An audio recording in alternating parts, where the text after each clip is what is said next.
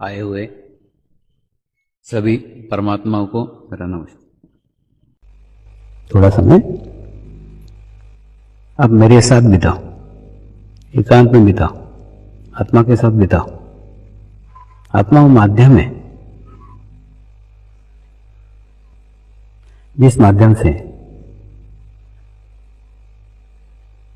तो परमात्मा रूपी उस सामूहिक शक्ति के तक पहुंच सकते, उस कलेक्टिविटी तक पहुंच सकते हो।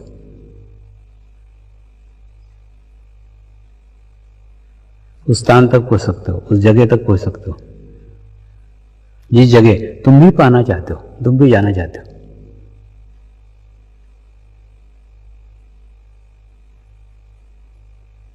और खूब ज्यादा साधक नॉन साधक इसका भेदभाव मत रखो।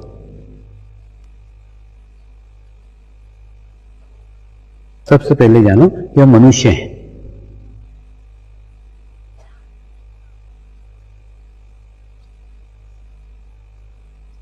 मनुष्य धर्म सर्वोपरि है। तो पहले अच्छे मनुष्य बनो, अच्छे इंसान बनो, साधक बाद में। एक अच्छा इंसान, एक अच्छा मनुष्य अच्छा साधक बन सकता है, लेकिन आवश्यक नहीं कि अच्छा साधक अच्छा मनुष्य बने। कई बार मेरे जीवन में भी कई ऐसे घटनाएं होती है जो बताती है कि नॉन साधक भी बहुत अच्छे स्थिति के हो सकते। ऐसी घटना अभी हाल में अहमदाबाद में हुई। अहमदाबाद में एक टीवी के पत्रकार को मिलने का अवसर प्राप्त हुआ। तो पत्रकार यानी पता नहीं कहां वो घूम के आया होगा, मैंने कोई अच्छी स्थिति में से आया था ऐसा नहीं। तुम जैसे नहा धो करके मेरा दर्शन करने आते हो, ऐसा कोई नहा के भी नहीं आया होगा। पता नहीं कहां घूम के आया, मतलब कोई अच्छी स्थिति में नहीं था। दूसरा, अच्छे स्थान पे भी हम नहीं मिले, एक होटल के अंदर मिले। एक होटल में बैठा हुआ था, वो होटल में वो आया तो अच्छे स्थिति में से नहीं आया था, अच्छा स्थान नहीं था। तो छोटी सी चर्चा हुई, 15 मिनट की चर्चा। लेकिन वो 15 मिनट की चर्चा इतनी अच्छी हुई, इतनी सुंदर हुई, इतनी आनंददायक हुई, जबकि वो कोई साधक वाधक कुछ नहीं था। तो क्या कारण होगा? वो कोई अपेक्षा से नहीं आया था, कुछ नहीं। वो एक स्वामी कोई तो भी आए हुए हैं, बहन बोल रही मिलो, मिल लिया। कोई ज्यादा अपेक्षा नहीं, कोई जानकारी नहीं, कुछ पता नहीं, कुछ नहीं। और 15 मिनट मुझे भी खूब आनंद आया, 15 मिनट उसको भी खूब आनंद आया। 15 मिनट की चर्चा, छोटी सी चर्चा। 15 मिनट के बाद में वो चला गया, मैं वहां रही। तो मुझे कभी कभी लगता है कि गुरु के पास अपेक्षा से भी नहीं जाना चाहिए।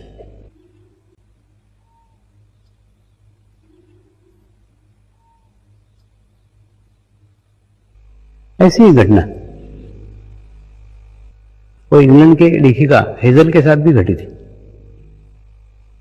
जब वो पहली बार मुझे मिलने को आई तो बोली, स्वामी जी आपके पास आने के बाद में बहुत चैतन्य की अनुभूति हुई, बहुत अच्छे वाइब्रेशंस महसूस हुए, बहुत अच्छा लगा। लेकिन गए महीने में मैं सत्य साईं बाबा को मिलके आई थी और उनके पास गई तो मुझे कुछ चैतन्य नहीं महसूस हुआ, कुछ एनर्जी नहीं महसूस हुई। ऐसा क्यों हुआ? मैंने उसे उत्तर दिया, तू वहां पे अपेक्षा के साथ गई थी, उनका काफी नाम था, उनकी खूब चर्चा थी, तू उनके बारे में खूब जानती थी, तो तू अपेक्षा से गई कि उनके पास जाके तेरे को अच्छी एनर्जी मिलना चाहिए, अच्छी ऊर्जा मिलना चाहिए, अच्छी शक्ति मिलना चाहिए। कहीं पे भी अपेक्षा से जाओगे, अपेक्षा असंतुलन का निर्माण करती है और असंतुलन अतृप्ति को निर्माण करता है।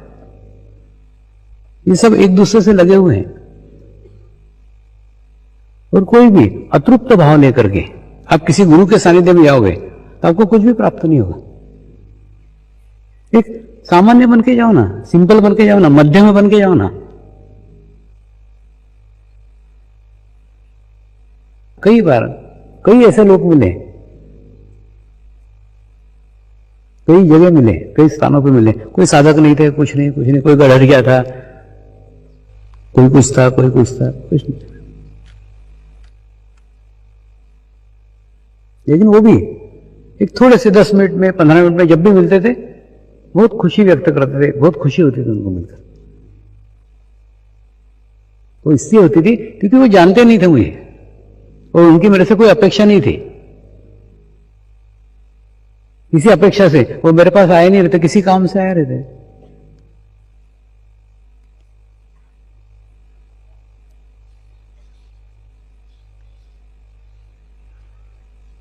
और आनंद मिलना, सुख मिलना तो स्वाभाविक है। इसलिए स्वाभाविक है कि एक शरीर से नहीं मिले हो, एक मनुष्य से नहीं मिले हो, लाखों सकारात्मक आत्माओं के समूह के साथ मिले। तो जिन लोगों के सानिध्य मिलता है,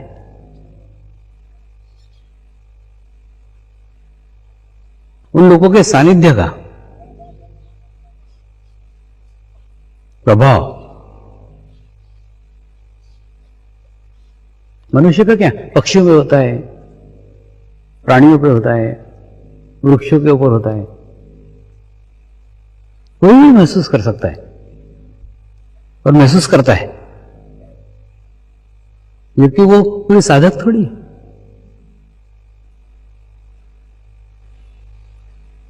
इसलिए ये खाली पीली साधक का भी अहंकार मत रखो कि हम साधक हैं। अपना आत्मचिंतन करो ना, मैं इतने साल से साधक हूं, या मैं इतने साल से साधिका हूं, मेरे अंदर क्या चेंज आया है, मेरे अंदर क्या बदलाव आया है।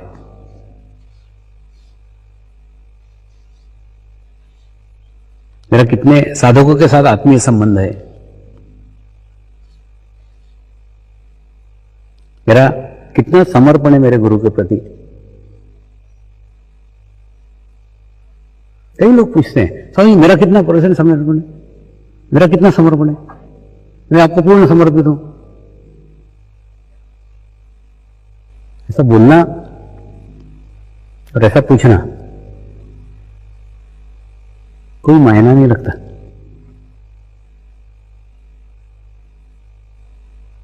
वास्तव में जब कोई नदी किसी समुद्र में जाके समर्पित होती है, तो समुद्र में जाने के बाद में नदी का अलग से कोई अस्तित्व ही नहीं होता। तो समुद्र के पानी को कोई बोलता कि नर्मदा? नहीं बोलता।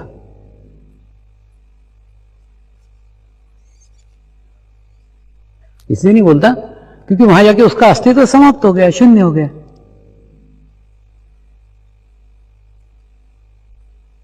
साधक ये शब्द इतना विशाल है,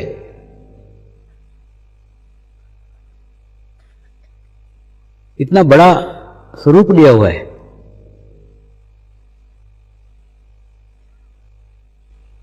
वो साधक नहीं, सागर है, जहां जाके प्रत्येक प्राणी का, प्रत्येक आत्मा का अस्तित्व शून्य हो जाता है।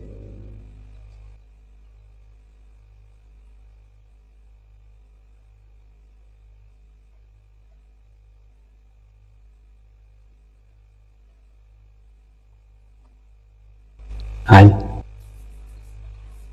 10 चैतन्य महोत्सव हो जाने के बाद इस विषय को बड़े गंभीरता से सोचने की आवश्यकता है कि हमको इतना गुरु सानिध्य मिला, उस गुरु सानिध्य का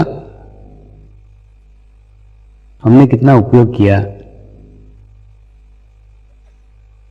हमने कितना अपने आप में बदलाव किया,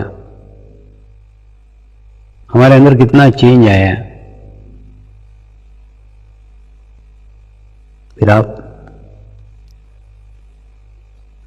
एक साधक हो, एक पदाधिकारी हो, एक ट्रस्टी हो, कोई भी हो,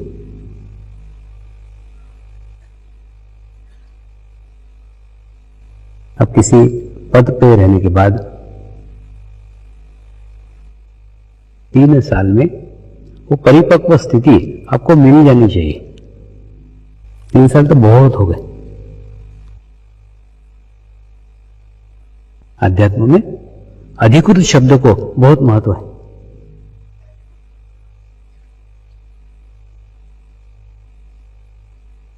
किसी व्यक्ति को अधिकृत रूप से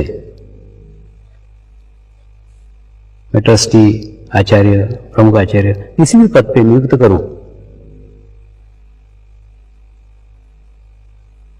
यानी 3 साल के लिए मैंने उसको मान्यता दे दी। 3 साल के लिए मेरा चित्त सदैव उसके ऊपर रहेगा, उसके कार्यों के ऊपर रहेगा, उसके सोच के ऊपर रहेगा, उसके विचारों पे रहेगा। 3 साल तक वो माध्यम वर्ग के कार्य करेगा।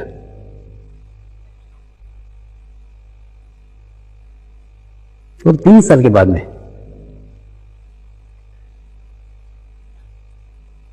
उस पर विचार करने की, उस पर सोचने की, उस पर चित्त रखने की आवश्यकता ही नहीं होनी चाहिए। इतनी परिपक्व स्थिति। 3 साल गुरु का चित्त आने के ऊपर होनी ही चाहिए।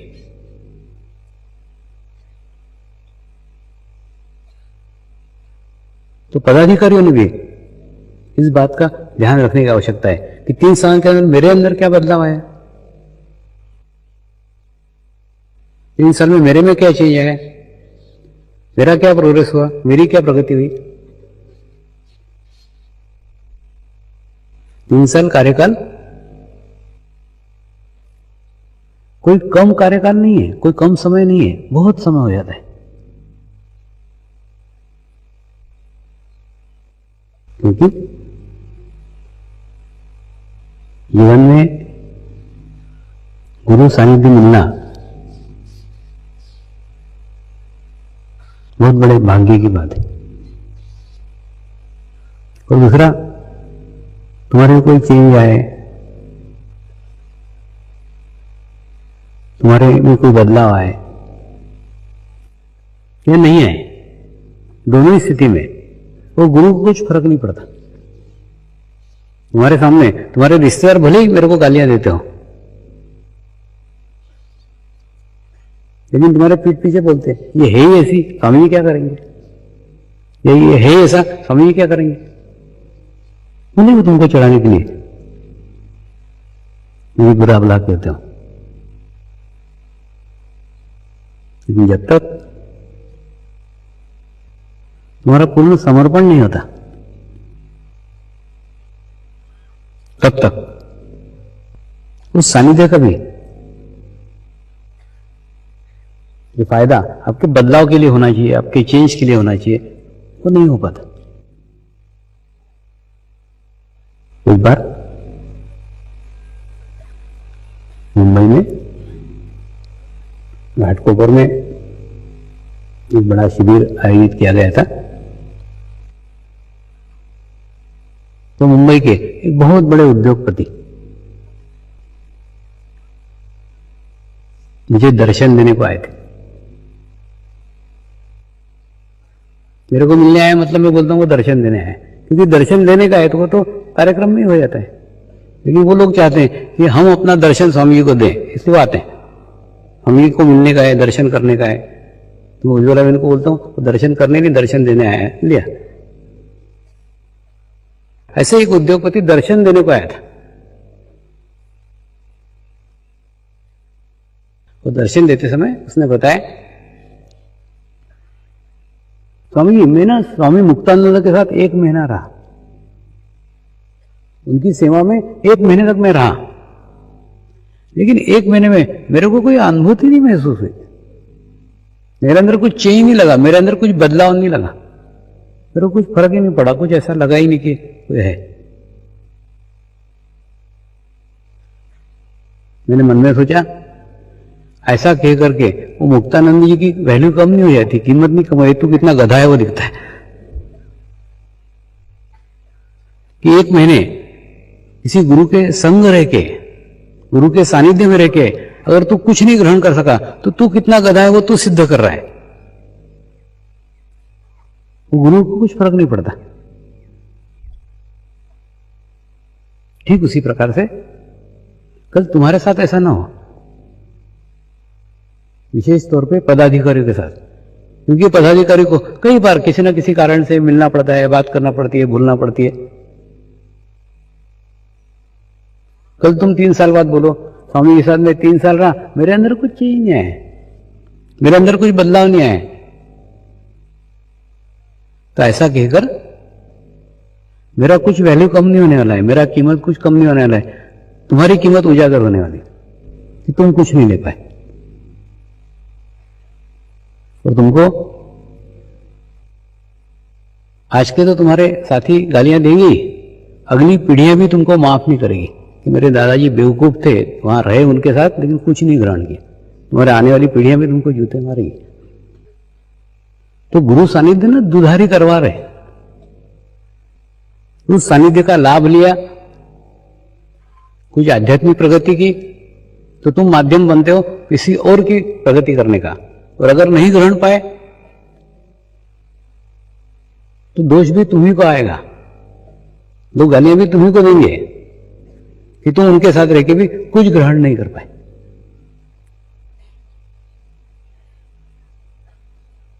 इसलिए मैं नहीं चाहता तुमको कोई दोष लगे, इसीलिए मैं जानबूझ करके लोगों को अवॉइड करते रहता।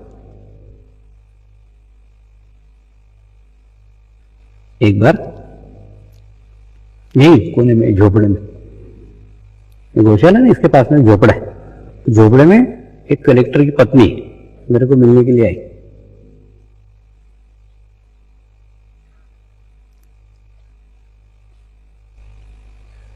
कुछ नहीं, घास फूस का एक झोपड़ा बना हुआ था, वहां बैठा हुआ था मैं, वो आके बैठी, बोले स्वामी जी मेरे पति कलेक्टर है ना, उसके कारण मेरे को हमारे जिले में जो भी साधु संत आते हैं उनसे मिलने का अवसर प्राप्त हुआ। मैं इनको मिली, मैं उनको मिली, मैं उनको मिली, 4-5 संतों के नाम लिए।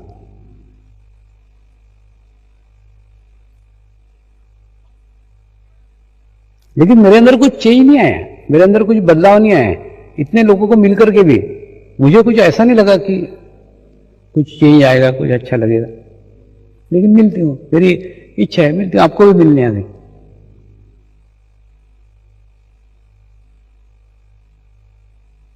मैंने उसको खड़काते हुए बोला, मैं तेरे जीवन का आखिरी संत हूं, इसके बाद अब कोई नहीं आने वाला।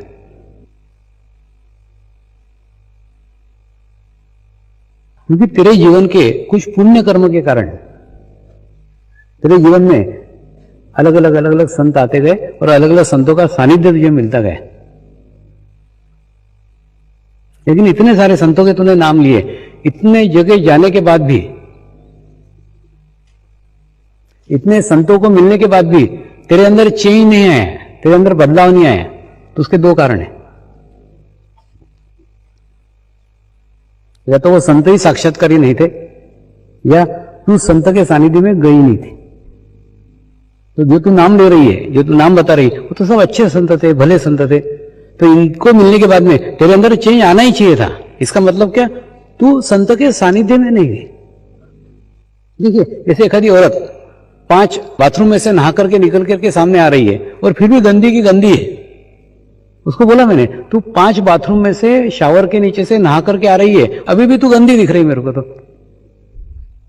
इसका मतलब 5 बाथरूम के शावर प्रॉपर नहीं थे, या तो तू शावर के नीचे नहीं थी। और तू जो बता रही नाम, इसका अर्थ है कि वो 5 शावर अच्छे थे, तू शावर के नीचे नहीं थी। शावर की अपनी सीमा है, शावर तेरे पीछे दौड़ नहीं सकता, तेरे को शावर के नीचे आना पड़ेगा। अगर तू शावर के नीचे गई तो तेरा कीचड़, तेरी मेल, तेरा बदबू निकल जाएगा, नहीं गई तो नहीं होगा, शावर तेरे आगे पीछे नहीं जाएगा। ठीक उसी प्रकार से तुम कितने संतों को मिले उसको कोई मायना नहीं है, कोई महत्व नहीं है। महत्व है तुम कितने सानिध्य में गए, कितने समर्पित हुए। संत शावर जैसा है, जैसे पानी बरसते रहता है ना, बरसते रहता है, उसके बाद में वो इधर उधर भी नहीं हो सकता, वो एक ही जगह खड़ा रहेगा। अगर तुम उसके नीचे बराबर शावर के नीचे गए तो तुम्हारा नहाना हो जाएगा। तुम शावर के नीचे नहीं गए तो नहाना नहीं होगा। लेकिन शावर बेचारा क्या करे? तो तुम 5 शावर के पास गए कि 4, उसको कोई मायना नहीं। तुम कितने संतों को मिले उसको कोई मायना ही नहीं है। मायना है तुम कितने शावर के नीचे गए। एक बाथरूम में जाके अगर एक ही शावर के नीचे जाते हो तो भी स्नान हो जाएगा। तो तू 5 शावर के नीचे जाके भी गंदी की गंदी बाहर आई है और तेरे जीवन के पुण्य कर्म समाप्त हो गए। तेरे जीवन का आखिरी संत में हूं, इसके बाद में तेरे जीवन में अब कोई संत आने वाला नहीं। सोच ले तेरे को बदलाव करना है कि नहीं करना है। तो इसलिए हमारे जीवन में हमको संत संग, सानिध्य कितना मिला उसको कोई मायना नहीं है। मायना है हमने कितना ग्रहण किया, हमने कितना प्राप्त किया, कितना आत्मसात किया।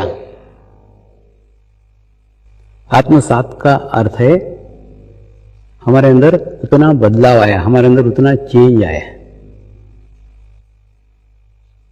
आपके अंदर भी चेंज आना चाहिए ना। अरे बाबा मैंने बताया ना, माँ जब 9 महीने एक अच्छे चित्र को देखते रहती है तो वो अच्छा बच्चा पैदा करती है। तो तुमने तो 10 साल एक चित्र देखा, तो तुम्हारे अंदर एक स्वामी क्यों नहीं पैदा हुआ? तुम स्वामी क्यों नहीं बने? ये सोचने का विषय है। इसलिए थोड़ा समय पहले अपने आप को दो। जिसके जेब में 5 रुपए नहीं है वो दूसरे को 5 रुपए क्या देगा? अगर तुम्हें मुझे 5 रुपए देने के, फिर तुम्हारे जेब में तो 5 रुपए होना चाहिए। तुमको तुम्हारे लिए समय नहीं है, तुम मेरे लिए समय क्या निकालोगे? मैं तुमको बोलूंगा तुम ध्यान करो, मेडिटेशन करो, ये करो, वो करो, मैं कितना भी बोलूं, तुमको तुम्हारे जीवन में तुम्हारे लिए ही समय नहीं है। तुम अपने आप को ही टाइम नहीं दे पा रहे हो, तुम मेरे को टाइम क्या दोगे?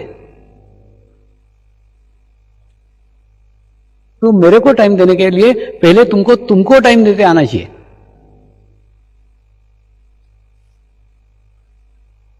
तुम किसी भी परिवार से जुड़े हो, तुम किसी भी संस्था से जुड़े हो, तुम किसी भी संगठन के साथ जुड़े हो, तुम किसी भी पार्टी के साथ जुड़े हो, तुम किसी भी ऑफिस के साथ जुड़े हो, किसी भी कंपनी के साथ जुड़े हो,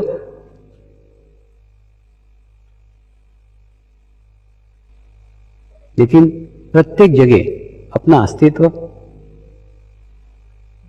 अलग बचा के रखो। 1 घंटा अपने स्वयं के लिए निकालो। कुछ भी, क्या भागदौड़ करने की, क्या करने का, तुम तुम्हारा एडजस्टमेंट करो। एक अपने अंदर इच्छा शक्ति जागरूक करो कि 1 घंटा मैं मेरे लिए दूंगी, 1 घंटा मैं मेरे लिए दूंगा।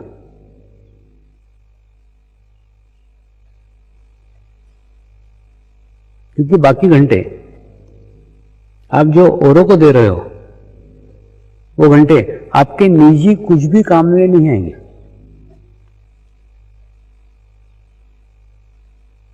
जो 1 घंटा दोगी वो स्वयं आपका होगा, अपना होगा। 1 घंटा एकांत में बैठो, शांत चित्त होकर बैठो।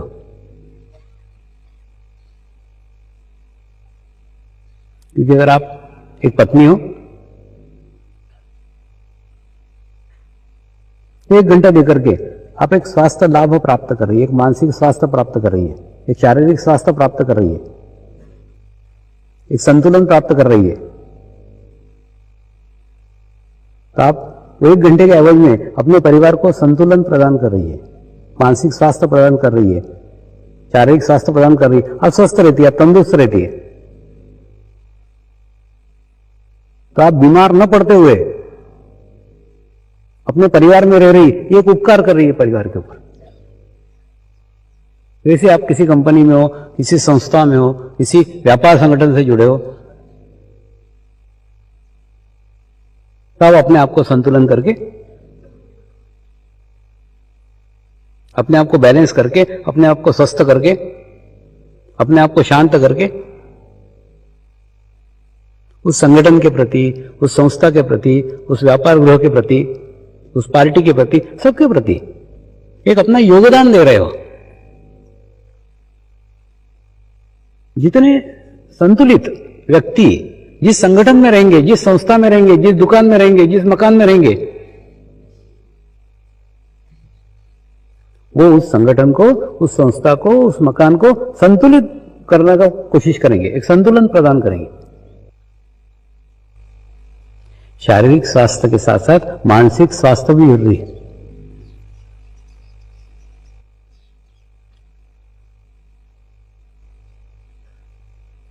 ऐसा मानसिक स्वास्थ्य आप आपके परिवार को, आप आपके संगठन को दे सकती तो देंगी, लेकिन कब? जब आप 1 घंटा अपने लिए निकालेंगे। उस 1 घंटे के अंदर सब कुछ आ गया। आधा घंटा आप आपके लिए दो, आधा घंटा ध्यान करो, बस आधा घंटा मेडिटेशन करो।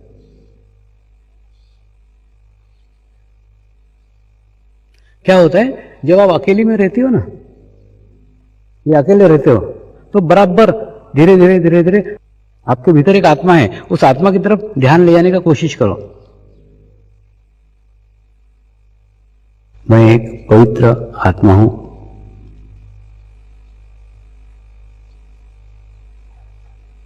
इसीलिए क्या करना चाहिए, क्या नहीं करना चाहिए, इसका ज्ञान मुझे है, और यही ज्ञान, यही नॉलेज मैं शरीर को प्रदान करते रहती हूं। मेरी आत्मा सशक्त है, मेरी आत्मा मजबूत है, मेरी आत्मा सुख और दुख दोनों से परे है। मेरी आत्मा एक संतुलन की स्थिति में है।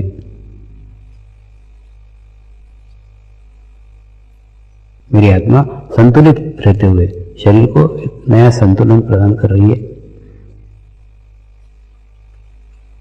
मेरी आत्मा शरीर को नई ऊर्जा प्रदान कर रही है।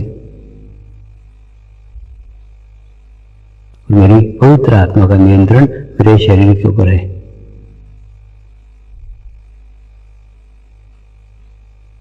और इस मनुष्य जीवन में मोक्ष पाना मेरा जन्म सिद्ध अधिकार है,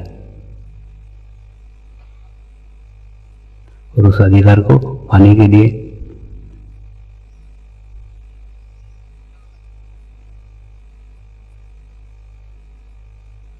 मैं नियमित ध्यान करती हूं, ताकि जीवन के प्रत्येक क्षण मैं आगे बढ़ सकूं, प्रत्येक क्षण संतुलन में रह सकूं, और जीवन काल में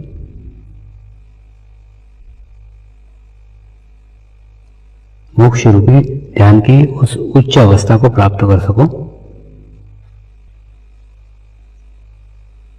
जो प्राप्त करना मेरा जन्म सिद्ध अधिकार है। और मेरे इस अधिकार को मेरे जीवन काल में पाकर ही रहूंगी। अब आधा घंटा अपनी आत्मा के साथ संवाद स्थापित करो।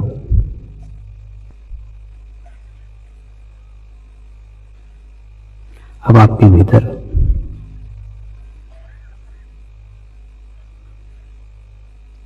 उस एहसास के दीपक को जगाओ,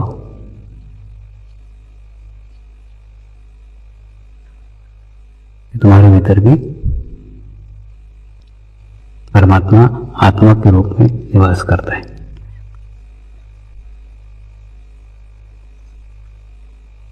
एक बार भीतर जाओ,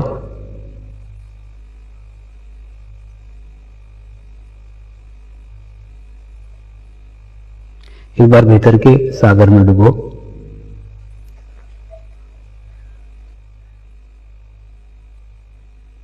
और एक बार अपने शरीर का सारा नियंत्रण उस आत्मा के हवाले कर दो। आप देखोगे सद्गुरु के सारे गुण आपके भीतर उतरते चले जाएंगे।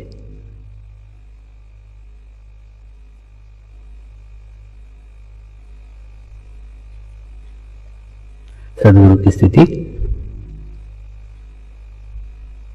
इस समुद्र जैसी है।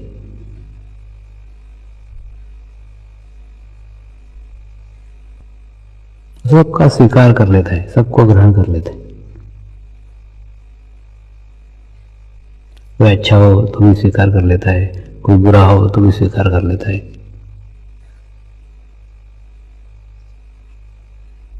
क्योंकि स्वीकार करना उसका धर्म है। तो जब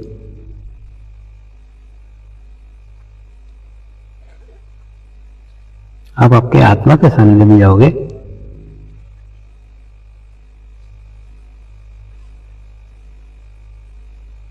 तो आप महसूस करोगे